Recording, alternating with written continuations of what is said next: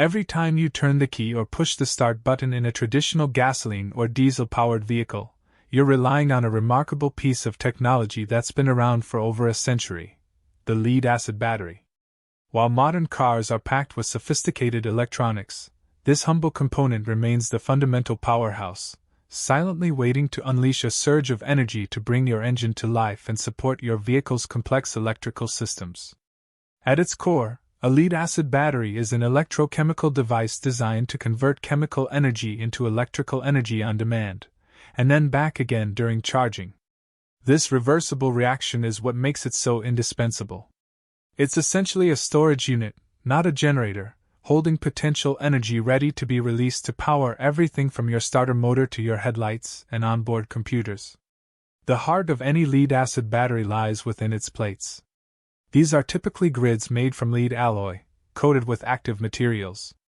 There are two distinct types of plates: positive plates, which are coated with lead dioxide, and negative plates, coated with pure spongy lead. The design and surface area of these plates are critical for the battery's performance and capacity. Immersed within these plates is the electrolyte, a crucial liquid solution composed of sulfuric acid and distilled water.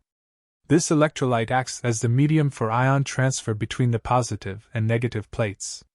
During discharge, the sulfuric acid reacts with the lead and lead dioxide, forming lead sulfate on both plates and releasing electrons, creating an electrical current.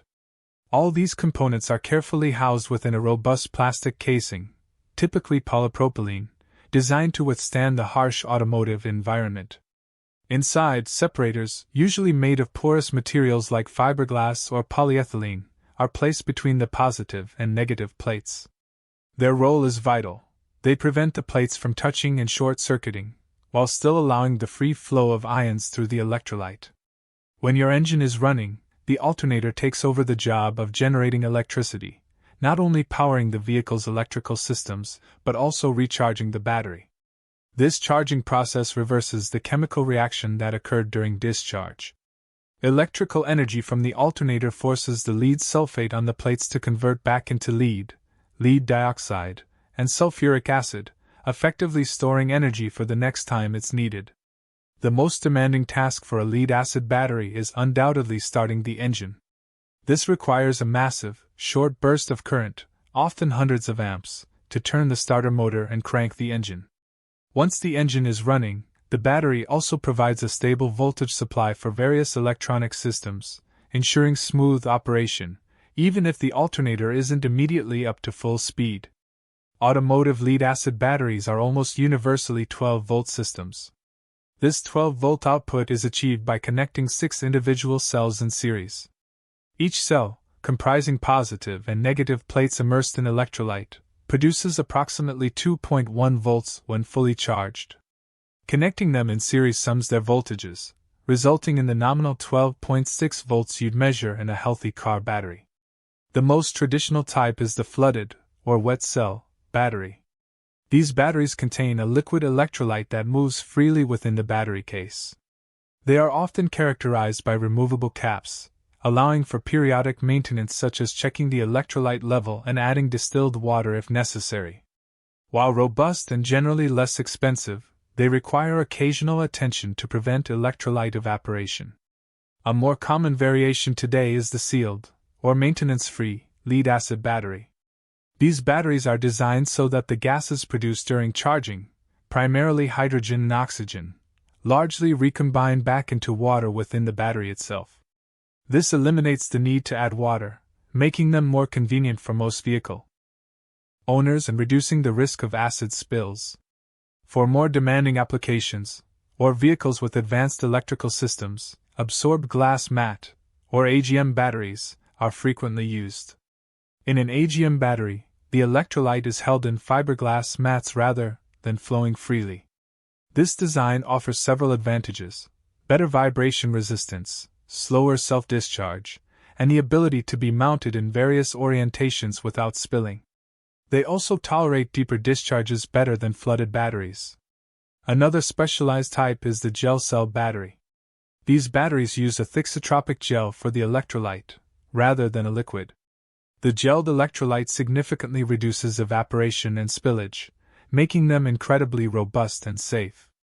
Gel cells are particularly well suited for deep cycle applications, where they are regularly discharged and recharged over a longer period, though they generally have lower peak current capabilities than AGM or flooded batteries. When choosing a battery, key specifications are crucial. Cold cranking amps, or CCA, measures the battery's ability to deliver current at freezing temperatures, vital for starting in cold climates.